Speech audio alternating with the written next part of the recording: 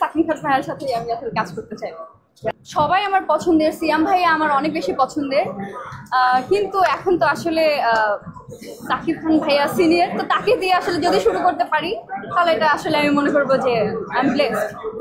মনে হয় আমি যদি সিনেমা আসলে সাকিব খান ভাইয়ের সাথে করার সুযোগ পাই, আমি ডেফিনেটলি কমার্শিয়াল সিনেমা করতে চাইবো, যেটাতে একজন নায়িকা হিসেবে নিজেকে প্রেজেন্ট করতে পারবো। ওইভাবে চাইবো যে আমার আসলে অনেক ভালো লাগছে, বিকজ আপনারা আছেন, আপনাদের সবার সাথে দেখা হয়েছে, এখানে ভালো একটা আমাদের নতুন একটা প্ল্যাটফর্ম লঞ্চিং হচ্ছে, সো ইটস ফিল ডিফারেন্ট। আমরা আরেকটা হচ্ছে প্ল্যাটফর্ম সুযোগ পাবো, কাজ করার সুযোগ পাবো। আমি আমাকে একজন ভালো অভিনেত্রী, এক্স্যাক্টলি।